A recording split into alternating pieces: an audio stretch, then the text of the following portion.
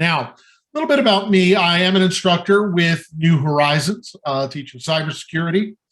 I have over 30 years of professional experience in information technology and cybersecurity as a consultant, over 20 years of technical training experience. I have a Master of Science in Information Assurance and Cybersecurity, and I hold a number of certifications: ISC Squared, Certified Information System Security Professional, Certified Cloud Security Provider, with the Cloud Security Alliance, the Certificate of Cloud Security Knowledge, EC Council, Certified Cyber Security Technician, Certified Network Defender, Certified Ethical Hacker, Certified Hacking Forensic Investigator, with CompTIA, Security Plus, CISA Plus, Pentest Plus, and CASP Plus, and other certifications from AWS, CompTIA, ITIL, Linux Professional Institute, and Microsoft. So hopefully you're going to be in good hands. All right, I've been playing with computers since the home computer era in the late 70s and early 80s. And despite the fact that I do take cybersecurity very seriously, I still look at what I do as having fun with computers, and I hope that you do too. Okay. Now, what we're here to take a look at today, we're going to be taking a high-level overview of identity and access management as part of a zero-trust infrastructure. Okay, now, the zero-trust security model, it's a modern approach to the architecture and the design of networks, and sometimes we refer to this as perimeterless security. Now, the traditional approach to networking, where we inherently trust users and devices that were contained within the perimeter of the organizational network, is outdated today, where we have a world of cloud services, mobile devices, and remote employees. So with a zero-trust architecture, we're going to use the paradigm of never trust, always verify. And that means that we don't trust any user, device, or service to access organizational resources without having the proper verification. We need authentication. We need authorization. Implementing the appropriate identity and access management controls is going to be a key first step in implementing a zero-trust architecture inside your organization, because verifying your users is at the very core of this model. Okay, now, let's take a look at the old perimeter. So this is going to be our history lesson for today, the traditional approach of networking. And this is the old castle under siege model, okay? So what are we doing? Well, everything is on premises, okay? We can control everything. We were using a Windows NT or an Active Directory domain, or it could have been Open Directory on Mac, or Red Hat Directory Services, or Open LDAP plus Kerberos plus some Python scripts to keep everything glued together. And of course, all of the associated access controls that go along with it. We used rules on firewalls at the perimeter to control traffic, ingress, egress. All of the equipment used in the organization was completely under the administrator's control, as were all of the user accounts. Okay? Inside the perimeter, what did we have? Servers, locked down, hopefully, workstations, appliances like intrusion detection systems and intrusion prevention systems, and of course, firewalls. We had users and our data. We made the assumption that everything inside the perimeter was completely safe because it was inside the perimeter. All right? That means that we assumed it was safe because we could completely control the environment. And for a time, we could. We felt we were relatively free from attack from hackers, from malicious actors, if we did our jobs properly. We locked down users, systems, servers, firewalls, appliances. And yes, I know, okay, there were plenty of worms and viruses and Trojan horses and administrative errors and user errors. But the point is that for the most part, we had complete control. Okay. And now, of course, here is a typical network admin who secured his directory services and created all the proper ingress firewall rules to protect his network. And there he's taunting hackers to go ahead and break his security. Okay. Now, things started changing around 2007, 2008. We had the advent of smartphones with the introduction of the iPhone from Apple and, of course, Android phones from Google and various manufacturers shortly thereafter.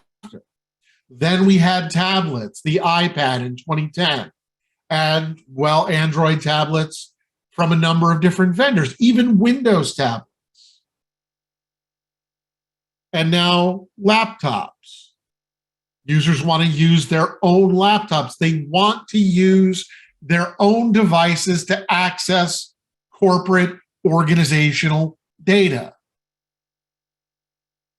Now, sure, we had earlier smartphones like BlackBerries, for those of you who remember those, typically used by executives in an organization.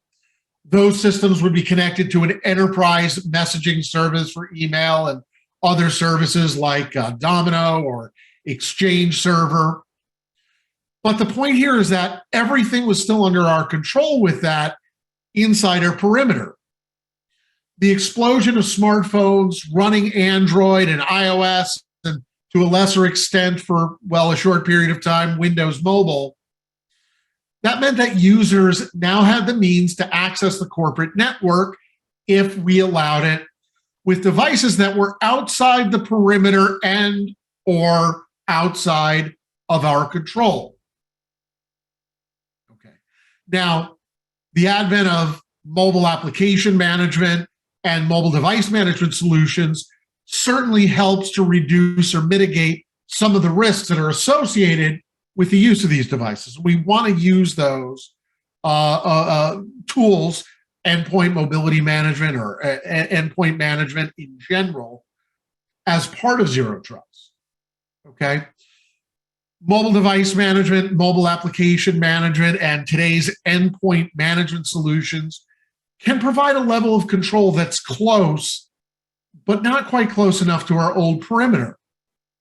We do have application policies. We have configuration policies for systems. We can get fancy and use geofencing to turn off features on the phones or tablets in secure areas of the organization. We can containerize or segment organizational data and applications. But we still don't have that complete control that we used to. Okay.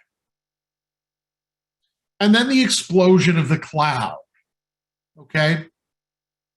So everybody can access anything from anywhere on any device at any time. Now, from a productivity perspective for the organization, for your bosses, that's great. It's fantastic. Businesses and enterprises of all sizes love the level of access that mobile and remote users can have. So they can essentially work whenever and wherever they want. We saw that, of course, over the last few years with the pandemic. Some of your organizations, the majority of your users, New Horizons is a prime example, continue to work from home, or you may be hybrid, or maybe they dragged you all back into the office. Regardless, cloud services are in use everywhere, including inside your organization. So we have new challenges. We have a new perimeter. But again, the devices that are being used to access the cloud services and the cloud services themselves are outside of our perimeter and outside of our direct control. There are tens of thousands of cloud apps that are managed by third parties, and it's definitely out of our control. Microsoft Defender for Cloud Apps, for example, has over 31,000 different cloud apps in its catalog. 31,000. That's an amazing number. Now, one of the biggest problems we have with cloud services inside organizations is that different departments and divisions are signing up for their own use of cloud app services without the knowledge of information technology or information security departments. Even individual users make decisions that can affect us. They decide they want to use Dropbox or Box or iCloud for storage of work data rather than the OneDrive for business you're providing with something like Microsoft 365. Now, we can use endpoint management, cloud access security brokers, extended detection and response to help us secure devices and cloud communications between on-premises systems, mobile devices, remote workers, and multiple cloud services. And that's important, and it can be part and should be part of a zero trust solution. All right. The problem is that we have users accessing unknown, unregulated, unmanaged cloud services. And if we aren't protecting ourselves, that data, our data, could be anywhere. But in the end, all of this comes down to identity. Identity is our new perimeter. Okay? So identity is the new perimeter. Or another way to look at it is that identity becomes the new control plane. Now, I'm not saying we have to give up on firewalls and DMZs and IDSs and IPSs. No, we still have to protect the old perimeter. And in some cases, in some ways, that's more important than it ever has been before. The attacks aren't stopping. They're evolving. They're becoming more sophisticated, as are the threat actors. Some of you may be in organizations, defense contractors, government agencies, Fortune 500 enterprise companies that are targets of criminal enterprises, state-sponsored organizations that manifest themselves as advanced persistent threats. We still have to manage our mobile devices, or today, let's just refer to it as endpoints, phones, tablets, laptops, and desktops. So our legacy paradigms aren't going away, but we still have to shed our old ideas about identity as it applies to that old castle under siege model. What we need to do is build a perimeter around the user as well as around our resources. And using a zero trust model is going to be our starting point. If identity is the new perimeter, then a zero trust architecture is the new firewall. So let's talk about zero trust. Now, when we look at implementing a zero trust architecture inside our organizations, we're moving to a model where we assume that everything inside our network, outside our network, anything using our services, accessing our resources, is on an open and untrusted network. So we're going to go from implicitly trusting users on devices on our network to a paradigm of trust no one, verify everything. Now, there's three guiding principles to zero trust. This guides your implementation, and you're probably at least using one of these already. Least privileged access. Okay? Zero trust is going to take that a step further. We can limit user access, especially privileged access, with just-in-time and just enough access, risk-based adaptive policies, and data protection for protecting both data and productivity. We verify explicitly. We authenticate and authorize every time based on all available data points, user identity in particular, location, device, the service, the application, the workload, the data classification, for resources they're accessing and any anomalies. And we always assume breach. We segment access by network, user, devices, applications. We use encryption to protect data. We use analytics and auditing for visibility, detecting threats, and improving our overall security. Now, in the zero trust model, we have 6 pillars, and all of them have to work together to provide end-to-end security. All right, they're the foundational pillars of our zero trust model. Identities. Now, we're going to be talking mostly about user identities, but services and devices can be identities as well. And when identities attempt to access a resource, it has to be verified with strong authentication and follow the principle of least privilege. So a user will only get access to what they need in order to perform their job tasks, nothing more, nothing less. Now, devices are device management. Devices create a large attack surface as data flows from devices to on-premises workloads and the cloud. Monitoring devices for health and compliance is an important aspect of security. We'll touch on that a little bit too. Applications are the way that data is consumed. So we need to discover all of the applications that are being used. For example, we can use a cloud access or cloud app security broker so we can discover unsanctioned applications, shadow IT in our environment, so we can allow or disallow their access. We can also manage permissions and access to applications here as well. Data. Data itself has to be classified, labeled, and encrypted based on attributes. All of our security efforts are ultimately about protecting data and ensuring that it remains safe when it leaves devices, apps, infrastructures, and networks. Our infrastructure, whether we're on premises or in the cloud, our infrastructure is a vector for attack, all right? So to improve our overall security, we have to look at versions of things we're using, applications, operating systems, services, their configuration. Are we using just-in-time access? Are we using auditing and telemetry to detect attacks and anomalies? If we are, we can automatically block or at least flag risky behavior and take actions to protect the organization. And then finally, networks. Networks should be segmented, including the deeper concept of micro-segmentation, where we can end up with single host subnets, in some cases inside our data center. While that sounds complicated, it's not as complicated as it seems, and it offers better protection.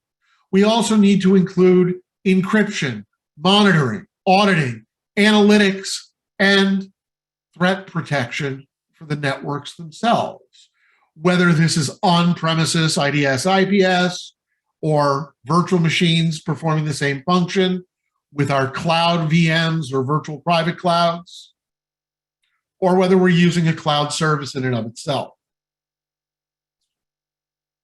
But let's talk about identity and access management. That's what we're here for today. And I believe that zero trust revolves around identity and access management. And of course, we just talked about the other pieces of zero trust. If we don't have good identity and access management in place, the rest is basically pointless. You can implement micro-segmentations and data classifications and have the best firewalls in the world to protect your network. But if somebody can log into that firewall with admin credentials, it's all over. They own you. Now, as we saw, IAM's the first pillar, identity and access management, in the zero trust architecture model. And it's where we really need to take our first steps. We're going to move from the model of implicit trust with the castle under siege mentality to a model of explicit verification. So rather than assuming that we have a user in a high assurance session, multi-factor authentication, for example, because of the network, we need to verify the claim explicitly. Instead of assuming the user has a valid machine because of the network, we verify the device. And instead of allowing access to file shares because the user's on the network, we can classify and encrypt data and attach conditions for access, roles, role-based access control, attribute-based access control, etc. Now, a zero trust model, a zero trust identity and access management solution is going to provide simplified central administration, strong authentication, fine-grained authorization, and detailed auditing, detailed telemetry about what's going on. And a robust zero trust strategy is going to consider the full context of the session to determine the overall risk, the identity of the user plus the state of their device, the apps they're using, the sensitivity of the data that they're trying to access.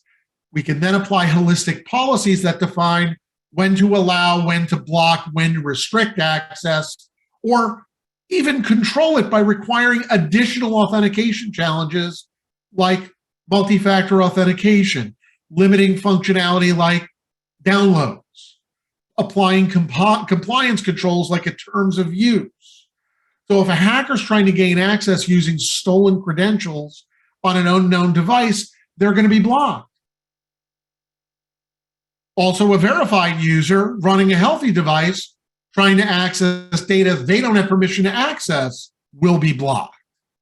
So we're not only protecting against external threats, we're also creating, if you want to look at it, guardrails so that employees can use and access the organizational resources responsibly without getting themselves into trouble. In other words, risking the confidentiality and the integrity of our data.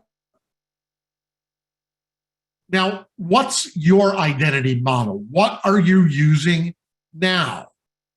Okay. For some of you, you might be on premises only. You haven't moved to the cloud yet. So you're managing all of the identities on premises using Active Directory domain services, Open Directory, Red Hat Identity Manager, Free IPA, mix your own LDAP and Kerberos, whatever it is. Or you might be cloud only. Your organization has abandoned on-premises and you've moved directly to the cloud. So you're using Azure Active Directory or AWS Identity and Access Management Identity Center or Google Cloud Identity. For those of you who are using cloud services, it's more likely that you're hybrid. You maintain your own on-premises directory. You synchronize accounts to a cloud identity service. In effect, you're extending your on-premises identities into the cloud using Azure AD Connect to connect to Azure Active Directory or AWS AD Connector to connect to AWS Identity Center, or you're using Google Cloud Directory Sync for cloud identity. In some cases, well, let me ask, do you have multiple identities with different third-party cloud services? You have multiple identity management systems on premises, HR systems, database systems with a separate identity management structure. What about the cloud? Are you using Salesforce, Slack, AWS, Azure, SAP, PeopleSoft, Microsoft 365, Google Cloud? This is something we need to think about, okay? So what solutions can IAM provide, okay? Well, we can provide single sign-on. We can provide password management, role-based and attribute-based access controls along with conditional access. Privileged identity management and device management will also mention that as well, to an extent. All right. So first up, let's talk about single sign-on. Okay. And single sign-on gives us access to all the things, right? Single sign-on is our holy grail, and we had it on premises with Active Directory, and we can have it in the cloud as well. With single sign-on, your users only need to remember one set of credentials to access all the data and resources they require for their job role. They just have to authenticate once. They can be authorized across on-premises systems and services, as well as cloud services, including third-party cloud services. So if you're synchronizing with, let's say, Azure Active Directory, that can also extend to Salesforce and SAP and Dropbox. Having single sign-on, one set of credentials reduces password fatigue. It also helps, doesn't completely eliminate, but helps to eliminate the threat of password reuse, which decreases our attack surface.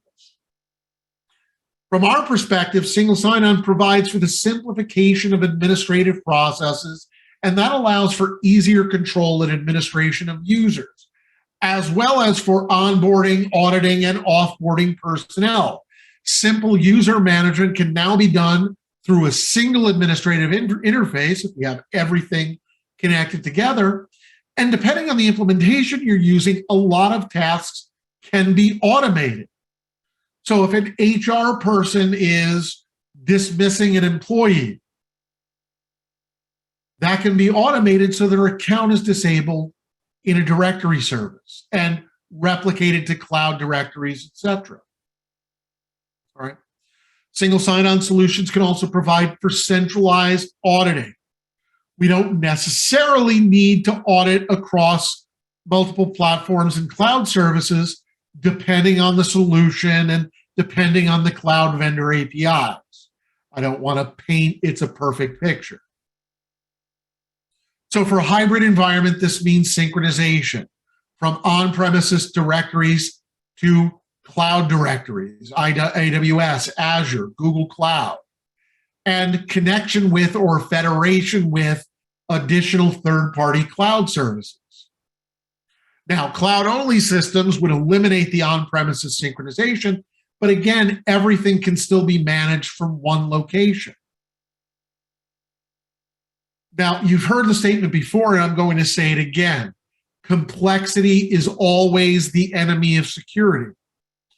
And while it might seem that managing directory synchronization from one or more on-premises identity stores and managing connections and federations and application trust relationships across multiple third-party cloud services can seem very complicated, it's a lot easier to manage a few or a few dozen of these than it is to manage the credentials of hundreds or thousands or tens of thousands of individual users across those services.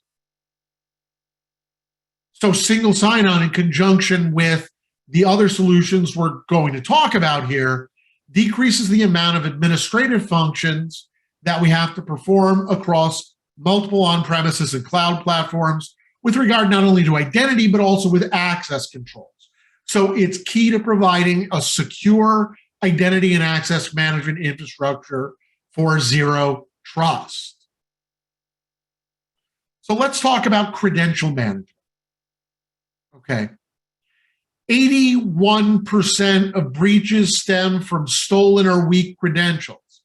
That's from Verizon, and attackers know this. One type of attack, credential stuffing, has plagued organizations for years, and it's allowed for unauthorized access to resources and systems by malevolent threat actors. And it's based on the fact that the average person uses 191 different services, 191, that require them to enter passwords. That presents a huge problem if compromise occurs, particularly if a person uses the same credentials across multiple services. And we know they do, no matter how many times we tell them not to do that. They do it, and you probably do it too. Maybe not with the important stuff. All right. So threat actors can obtain stolen login credentials revealed in data breaches from markets available on the dark web and then leverage them to gain unauthorized access to user accounts and resources and assets in both on-premises networks and cloud services. Okay, now, NIST has provided updated password guidance in this special publication 800-63-3 Digital Identity Guidelines. They recommend using 8 to 64 character passwords, although they prefer long pass phrases. Those are encouraged but not required. Non-standard characters are allowed. And we only reset the password if the password is compromised in some way. They know it's compromised, it appears in a credential dump, etc. And there's one other piece to this, the use of multi-factor authentication. Now, according to Debbie Walkowski of F5 Labs, the reason credential stuffing is successful is due to the lack of use of multi-factor authentication with the majority of accounts. Credential reuse by users, massive data breaches, the higher rates of success with the type of attack, and the window of opportunity between the occurrence of data breaches and the disclosure of information about them. Microsoft recommends using multi-factor authentication, regardless if it's something as simple as an SMS-based one-time password or using advanced biometric solutions. Because based on their studies, an account is more than 99.9% less likely to be compromised if you're using multi-factor authentication. And multi-factor authentication provides protection against other credential attacks, dumpster diving, password sprays, brute force or dictionary attacks, phishing, keystroke logging, network scans, etc., so forth and so on. So using and enforcing multi-factor authentication as part of credential management is key to providing a robust solution. Now, as far as managing our users go, role-based access control is the most common approach to enforcing authorization. Any identity and access management solution is going to provide role-based access controls for controlling access to organizational data, resources, services. Now, that's particularly true in cloud services, but it's been available on premises. It's been in Active Directory for a long time, at least with administrative groups like server operators and account operators and backup operators. And with services like IPAM, Internet Protocol Address Management, where multiple roles break apart that all-powerful admin role.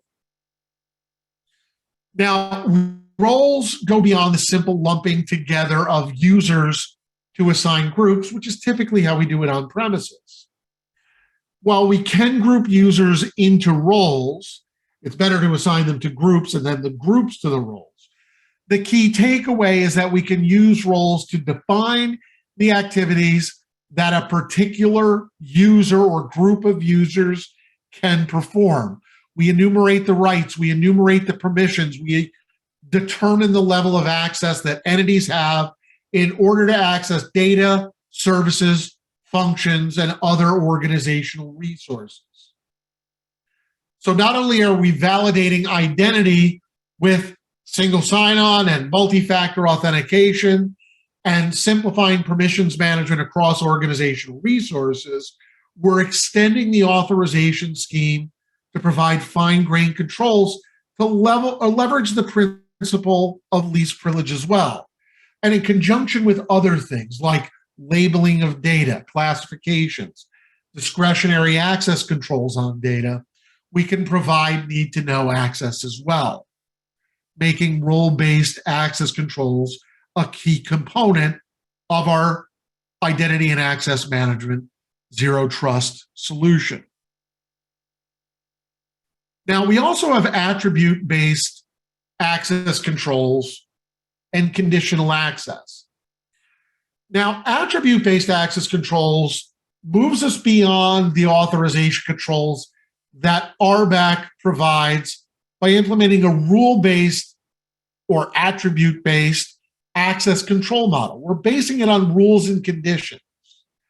Now, where role-based access control helps you manage who has access to what resources and what they can do with those resources and what rights and privileges grant them access to systems and services, attribute-based access control lets us define conditions based on context-specific attributes and actions, allowing for even finer-grained access control, further than what we have with RBAC. It also helps to reduce the number of role assignments. This keeps things simpler. So we're going to use attributes or metadata that has meaning to the organization for providing access. And that can be taken further with policies for conditional access that allow or deny access to data, services, and resources based on individual identities, group membership, location. That could be based on IP addresses, untrusted network locations, which are, well, outside locations that you've identified as trusted. You can block even entire regions or countries. There are blocks of IPs, all right? It also includes devices, the applications that are being used, or the risk calculated from signals from the identity and access management service. And instead of simply just blocking access if a condition is met, which is an option, access can be granted or granted with limitations or restrictions using different options like requiring multi-factor authentication or requiring an out-of-band password reset or requiring the use of an approved application or requiring the device to be compliant or enrolled in a management system. So including this model in identity and access management allows you to verify identity and use additional controls for verification, again, making it another key factor for our solution. And it's worth saying that we need to use role-based access control, attribute-based access control, and conditional access together to provide a comprehensive zero trust solution. The next piece of this is the piece you probably don't want to hear. Privileged identity management, also known as privileged access management. Depends on who you're talking to. Why do we need this? Why can't I just be a global admin? Well, according to a survey, Privilege Gone Wild 2, from the security firm Beyond Trust, 54% of respondents reported that privilege abuse by IT staff was a critical threat to enterprise data. A separate survey from Beyond Trust revealed that 59%, over 59% of businesses believe that privileged users are an organizational threat. All right. And the granting of excess privileges to administrative users in information technology has a long-standing tradition behind it. It has the purpose of ensuring that those users could perform their sensitive tasks quickly and efficiently. But couple that with a lack of oversight by those same administrators, that leads to the abuse of privileges, threatened systems, assets, and resources. Not to mention it could lead to the loss of confidentiality, integrity, and/or availability for critical services and resources if those privileges were inappropriately used or if the accounts were compromised and maliciously abused. Okay. Forrester Research, in fact, estimates that at least 80% of data breaches have a connection to compromised privileged credentials, passwords, tokens, keys, certificates. So privileged identity management or privileged access management aligns perfectly with the zero trust principles of never trust, always verify, which is about controlling access to reduce risks. And privileged access is the riskiest type of access that we have. So rather than providing standing access for administrative and other privileged users, a zero trust identity and access management environment can provide us with just enough access, just in time. Justifications for elevating access for your user account can be required for those who are requesting it. Approvals, manual approvals for elevation of privileges can also be required, or it can be automatic, right? As long as we're auditing. Using this kind of privileged access, privileged identity management also allows us to conduct access reviews, depending on the implementation, to verify that privileged role access or assignment is still required for users in their job role. And furthermore, the system logs can provide detailed information on the request, on the approval, and the use of elevated privileges in the organization, so we can continue to ensure adherence to our zero trust principles. Okay. One last thing, devices. Now, as we mentioned earlier, devices, specifically device management, is its own pillar in a zero trust architecture. But there's a lot of overlap with other types of entities, and we can apply similar controls to these device entities. So I think it's important to touch on it from an identity and access management perspective, authentication in particular. Now, of course, before zero trust, most organizations already had some form of device security in place. Computer accounts in Active Directory, establishing a trust relationship with the network. And those accounts, those computer accounts in Active Directory domain services, could be managed in a similar manner to users. They can be placed in groups, we can assign permissions to them, and so on. And assuming, of course, your zero trust model includes cloud services, we need to ensure that our device endpoints are registered as trusted entities in cloud directories. That allows us to authenticate the devices that our users are authenticating from. We can make role-based access control, attribute-based access control decisions. We can apply conditional access and security policies. We can determine the level of risk of the machine as it authenticates. Is it safe to use the device? And we need to look at the context of the device in relation to identity and access management. Is this system compliant with our policies? Is it up to date with current patches? Is antivirus, anti-malware installed, up to date and operational? Does the firewall meet the baseline standards? So we can extend authentication into devices with zero trust to ensure that every aspect of an authenticated user session is as secure as it can be. And then we can talk about further managing the devices with endpoint management. Okay. Our conclusion. All right. The likelihood that your organization is going to be compromised by a threat actor is nearly a certainty. The likelihood that they'll be quickly detected without having a zero trust architecture in place is low. Threats to security come from within and without. In fact, most attacks, 85%, according to the Central Intelligence Agency and Carnegie Mellon Software Engineering Institute, 85% of attacks originate inside your organization. And attacks and adversaries are far more sophisticated than they've ever been. You need to assume breach.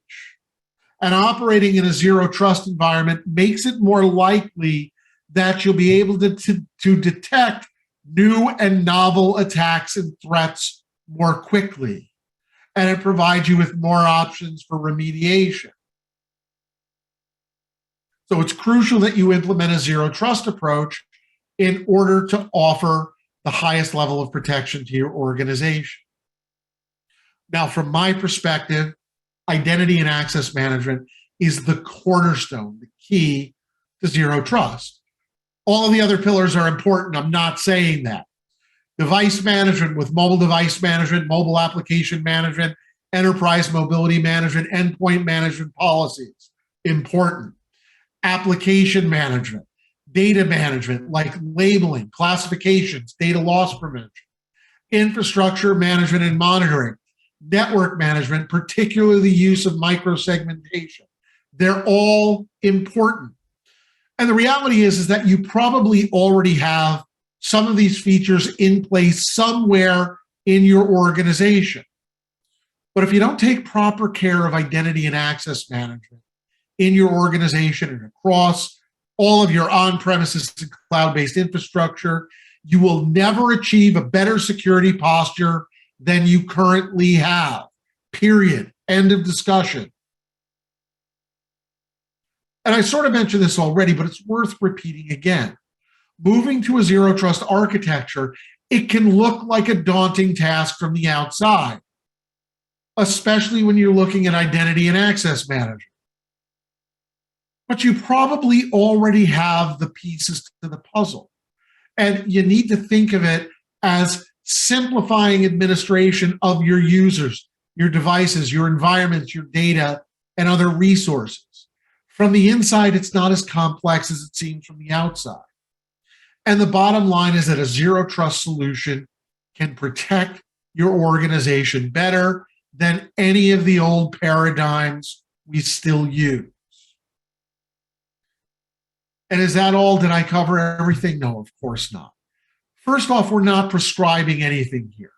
We're not recommending any one solution from a particular vendor. I'm a fan of both Azure Active Directory and AWS Identity Center because a lot of organizations already have those solutions at least partially in place. In the case of Azure Active Directory, you've probably subscribed to Microsoft 365. You're already using Azure Active Directory. We can continue on from there. Or you've got virtual machines spun up in a virtual private cloud in AWS, along with other resources. You already have identity management in place with AWS. Also, the capabilities of identity and access management are going to vary from vendor to vendor. And some of them may go on, go well beyond what we've discussed today. We talked about multi-factor authentication. I could have brought up passwordless authentication. That's relatively new and a little scary, okay? But all the basics we talked about are the same, whether you're using AWS, Azure, Okta, SailPoint, Google Cloud, whatever it is. The implementation of identity and access management as a part of zero trust, which pieces of the puzzle you're going to use are up to you. It's based on an analysis of your needs, your requirements, your capabilities, and the level of protection that your data and resources need. Okay. And one more time, zero trust architecture, never trust, always verify, and assume breach. Okay. And that brings us to the end of our discussion. Are there any questions?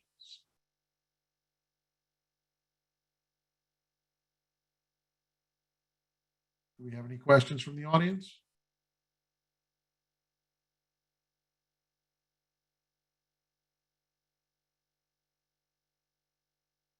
Valencia, yes, question? Can you get a copy of the presentation?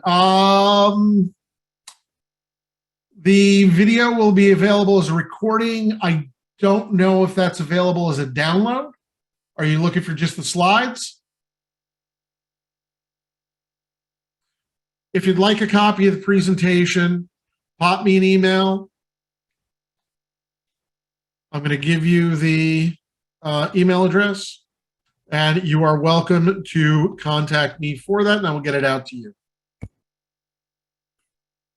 Thank you very much, Mr. Chatterose. If it's the only thing that I receive, it's never trust, always verify. Thank you very much. You're welcome. And Valencia, you're new to Zero Trust is what's a good way to learn more, okay, and to put into practice. Okay, there are plenty of resources out there on learn.microsoft.com and also from AWS, Okta, SailPoint. Any Zero Trust vendor will have numerous resources for you to read and learn more.